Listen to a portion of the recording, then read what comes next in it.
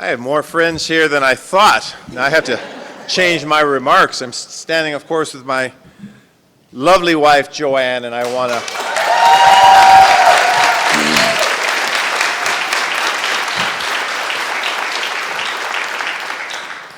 of course, want to thank all of you for being here with me today. I just spoke with Mayor-elect Katie Wilson to congratulate her on a hard-fought victory. I let her know that our team is standing by to make noise in the background. I let her know that our team is standing by to begin the transition work without hesitation, and that I look forward to welcoming her to City Hall in the near future, and I wish her well, and it was a very delightful conversation. So I feel very good about that conversation, and I feel very good about the future for this country and this city still. That is the attitude we have to have, and I hope that everyone that can hear the sound of my voice feels the same. I've said repeatedly that this job does not belong to one person. It certainly didn't belong to me. You know, I simply borrowed the title of the mayor to enjoy a wonderful opportunity to serve the public. And it's been my absolute honor, the honor of my lifetime, to serve in this role.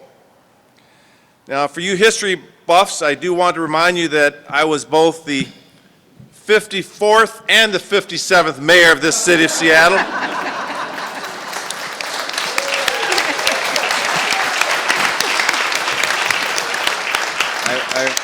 I won my full credit for those 5 days in 2017. And I want to ground this in a quote that I think is very apropos. Don't fear failure. It's not failure, but low aim, that's the crime. In great attempts, it is glorious even to fail. And I ask those that are thinking about public service, those who are in public services, those that are in private sector, and whatever you do, aim high. And you will never fail. You will learn. I have to tell you, this morning I spoke with our mayor's office and I spoke with our cabinet members, and I have to tell you that I'm so grateful for the team we've built here in the mayor's office and in our cabinet. I mean, phenomenal human beings. The caliber of service-driven leaders who come together every single day to simply do things for others. It's been my honor to serve them. They always seem to put the needs of the city first. They are not politically motivated, driven by human power, human emotion, intellect, creativity, innovation, mission-driven. In the 16 years of public service that I've given Seattle, I've made, by the way, exactly 16 mistakes. One each year. Unfortunately, it's the same mistake every year, and that mistake is every year I wanted to deliver a speech, or particularly the State of the City speech, I actually wanted to rap it.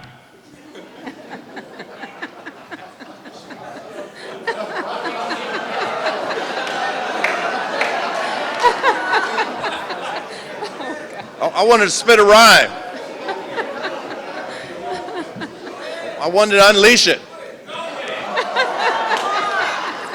But I was smartly overruled. My wife said, we've been together a long time. She has put up with me for a long time, and I think I've embarrassed her enough over the years, and I wouldn't embarrass her with trying to rap. But in all seriousness, I really take pride in what I have the department leaders here. I have cabinet members here. I really take pride in what you've been able to do. We reinvented the officer recruiting and restored staff from the 1990 levels in unprecedented levels of police officers, 150 officers hired this year. We should be very proud of that. Everyone pitched in to get the culture we wanted.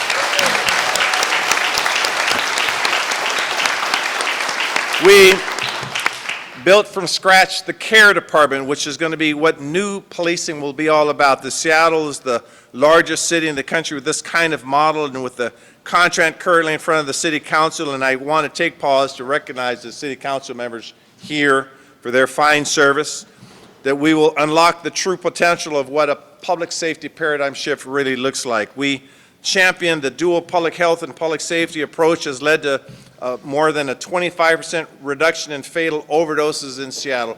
We are literally saving lives. We invested over $1 billion in affordable housing, and we're set to spend, because of the generosity of the voters, $1 billion throughout the housing levy, and under our administration we created, opened, funded, and preserved over 8,000 units of affordable housing. We should be proud of that work.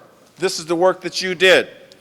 We restored hundreds of parks and playfields and sidewalks and public safety, public spaces, and reduced encampments by 80% while investing and helping thousands of people move into shelter, increasing the number of people from moving from shelter to housing by 50%. This is the work that you all did. It was not about me, and it's never been about me.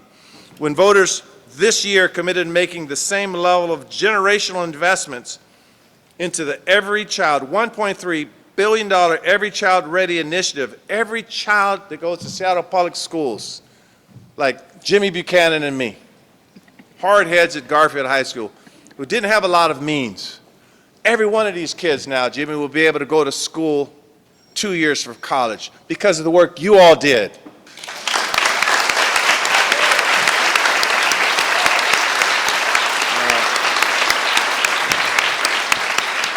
4,500 slots for child care and pre-kindergartner slots. We brought downtown back from life support. We brought the waterfront to fruition. We rewrote the tax code, giving 90% of Seattle's small and medium businesses a tax break. We passed nation-leading building emissions performance standards and took climate action that ensures Seattle will continue to be recognized as a climate leader in this world. That's the work that you did. We won the right to host the 2026 FIFA games and delivered to the major baseball leagues one of the most memorable all-star experiences they've ever had. You all did that work. It was never about me to begin with.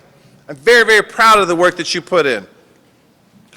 When we talk about pedestrianizing certain areas that have not been pedestrianized before, look at Pike Place Market. Look what we're trying to do, reimagining, for example, what our downtown will be. That is the work you did, and it was not my vision alone. It was your ideas that pushed us and said, can we do this? Can we do more? We've reimagined what the Seattle Center will look like with Memorial Stadium. I'm looking people in the eyes because I'm thanking them with my mind, by the way. I'm thanking them with my mind because when we talked about Memorial Stadium, we thought bigger than that. What can that whole campus that put us on the map in 1962, what can that look like moving forward in the future? That is our legacy. Not my legacy, that is our collective legacy. Thank you, my team. Thank you. I said earlier, I am honored to serve you. It is my honor to be with you. But that's work that we've done and the work that's in progress. Let's talk about the future. The Wilson administration will have new ideas. They will have a new vision. By winning the election, they have earned that right. We must listen to the young voters. We realize that when I had won in 2021 to this current election, there were 12,000 more ballots of people who voted. New people with new ideas. There were over 15,000 new registered voters. The young people believe their voices are not being heard. They're seeing due process violated. They're seeing a throwback in history of this country that we love, a throwback into racism and unfairness. We have to listen to these young voices. While it is very seductive to stay in campaign mode and look at the Wilson administration from a competitive lens, I will not do that. I believe in my heart, and this is one of the few times in going on 4 decades I will speak for my wife. I believe in our hearts that they want the same thing: fairness, justice, peace, equity, equality. They're going to fight for safety. Their administration will fight for educational opportunities. They will fight for environmental sustainability.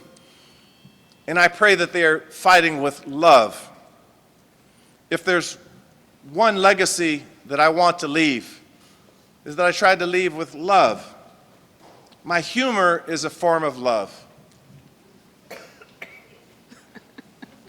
That wasn't a joke, Jada.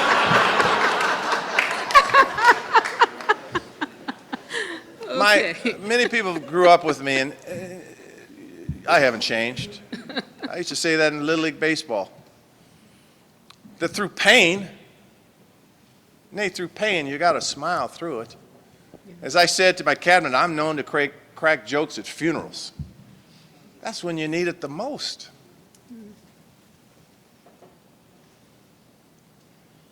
We're going to be fine. The city's going to be fine. Why? Because of all of you. All of you. So there's a few folks I'm going to thank, and I'm going to get in trouble here because I only scribbled a few names, and I didn't know all of you, Don Mason, were going to be here. So I'm going to thank you, just because you're. But I want to say, I'm going to say, Marta Johnson, we've just fallen in love. Yay, Marta, thank you.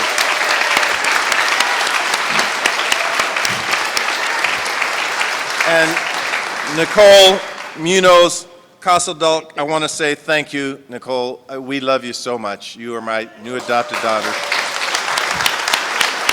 And many, many volunteers, quite frankly, too many to name, but know that you won't be getting Christmas presents from us, but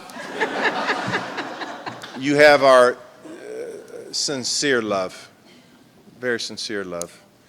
I'm going to embarrass some people, but this is my swan song. I could do that, right, Markham? I can embarrass people during this? Okay, Markham said I could. Christian Sinnerman, I need to thank you, my friend, because Christian doesn't like attention. I've relied on Christian for 16 years, and you are a good person. You are a person of high integrity. You have a North Star that no one should ever question. I'm getting a little emotional. Thank you, my friend. My spokesperson, Jamie Housen. Where's Jamie?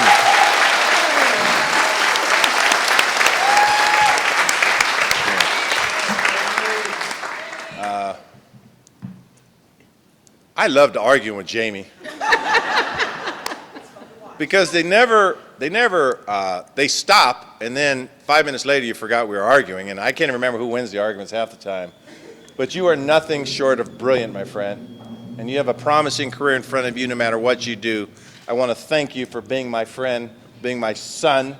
I love you very much. Thank you, Jamie Housen. And I'm going to just start rattling off some names here. Andrew Meyerberg, you are smart and hardworking. Thank you, Andrew Meyerberg. Tiffany Washington.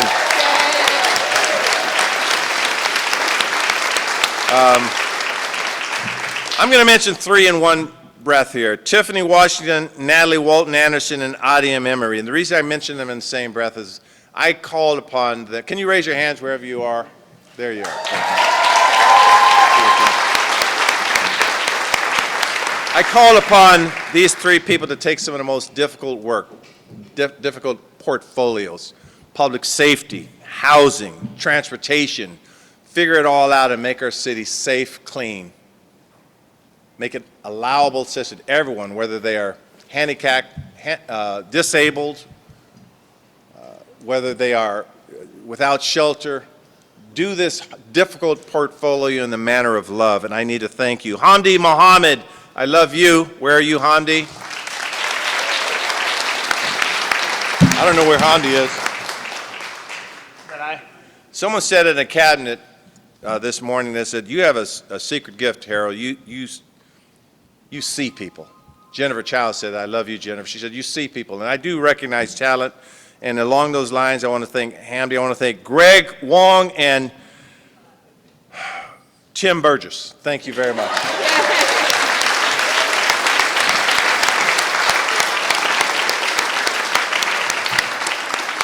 Tim is the butt of a lot of our jokes, by the way.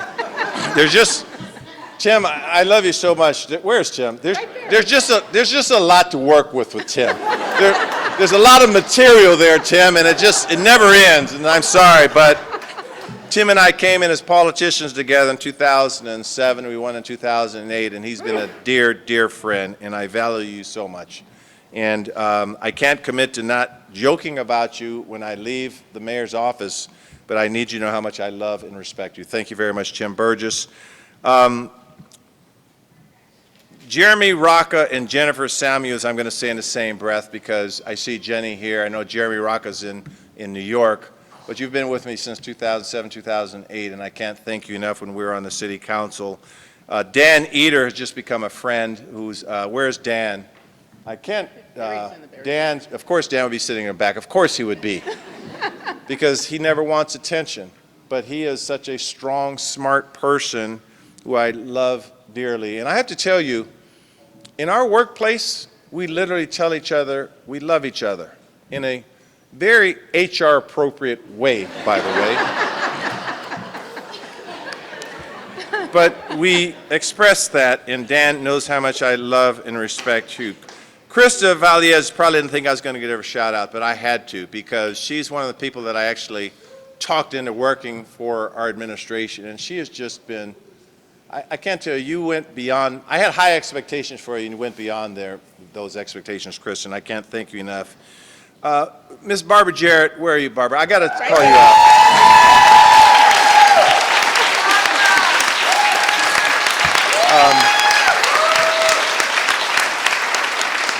I think many of you know Miss Jarrett was my high school teacher at Garfield and taught me a lot about black history and was a graduate from Seattle University. And every single day I walk into the office, and by the way, I have a lot of city employees for you. I'm going to come back to this, Barbara. I have to tell you that I have to issue one more executive order before I leave office, and I will be mandating 5 days a week.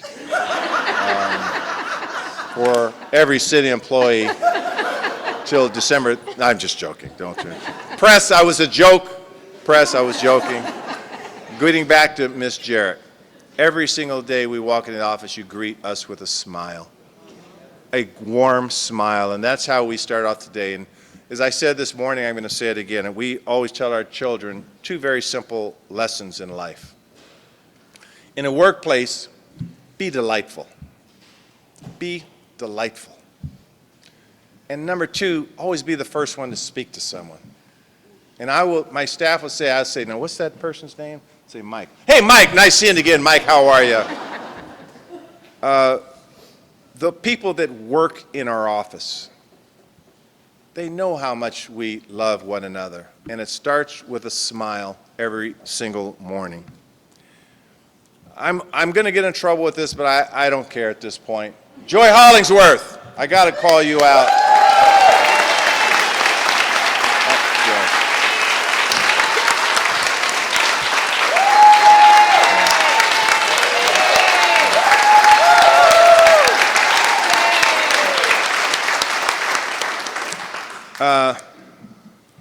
Well, the applause says it all, Joy. You know how much I love you. And I'm counting on you. I'll just put it that way. Enough said, okay? And because you have 8 colleagues, I'm counting on all of you, by the way. We still have a budget just being deliberated. We have some legislation we're considering. But Joy, you're very special, and I just wanted to say that publicly. Now, there are some of you who I didn't mention by name. I will talk to you. It's just because I want to have a little fun with that. There are community leaders here, people from the philanthropic circles, from business circles, from neighborhood circles, consultants. You are here because someone's probably paying you. No, I'm just kidding. I got to have fun. You know, I've had fun with this job for 4 years. You do know that, right? You are here because, again, it was never about me. It was always about the city. It was always about the people in the city. It was always about this country. I've said this before, and I believe this with all of my heart, that the answers in this country will be found here in Seattle. Everyone here, regardless as to what demographic you choose to claim, you care about race and social justice. You care about it. You care about climate change. You care about education. I know that for a fact. We may have different approaches on how we want to get there. And I say this loudly for the Wilson administration. We may have different tactics on how to get there, but I believe our core values are the same. And I cannot say that in other states. I cannot say that in other cities. I can say that from someone just born 8 blocks from here. I can say that about the city of Seattle, that you care about these things. And that is the One Seattle concept. I know people wanted to know, well, where was I going with this concept? It's going to the concept that above all else, we will focus on what we have in common. We cannot be defined by our differences. We could celebrate our differences only toward the path toward commonality. That's what differences do. And because my opponent and I might have had differences, I will focus on the next several years on what we have in common. And if we focus on that, we will all win. There are no winners and losers in the game of politics, the way I look at it. It's a continuum. Seattle will be fine. I will make sure of that. I'm not retired. I'm not going anywhere. So to close, I'll say this, and I'll respond to a few questions. I'm going to be asked 100 times, what am I going to do? What's next for you? What's the next chapter? So I want to say this right now and show a little vulnerability here, but I have to get it out, Jimmy. I have to get it out. I'm thinking about pursuing an acting career, coupled with a singing career. Singing with the little rap. Amar, I got a vision of taking a little Earth, Wind, and Fire and putting a little something on top of it is where I might be doing. I'm going to be known as Master B. Russi.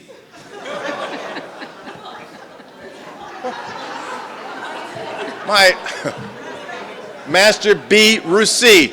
When you see me, call me Master B. Russi.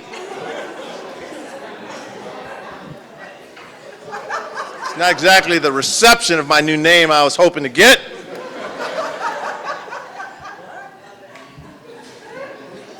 Now, how many of you are seeing how Bruce is spelled, right? You're with me, right? Because it's not supposed to be funny. It's B. Russi.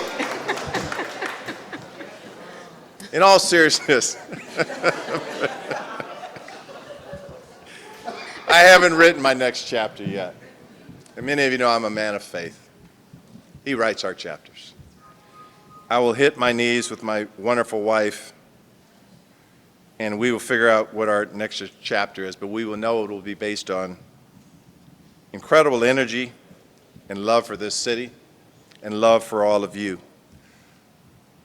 Our granddaughter, our youngest granddaughter, Emmy, we had to have some family get-togethers, and we said to her, well, how do you feel, Emmy? And she was happy. So you know I lost the election, right? Well, I'm happy. She says, I'm happy because I get my papa back. That's what she said. And we had to miss a few things that I don't like missing because you can't get that time back. So if my rapping and singing career don't pan out, we will still be here serving you because you mean that much to me, to us, and we love all of you that have taken this journey with us. Thank you very, very much.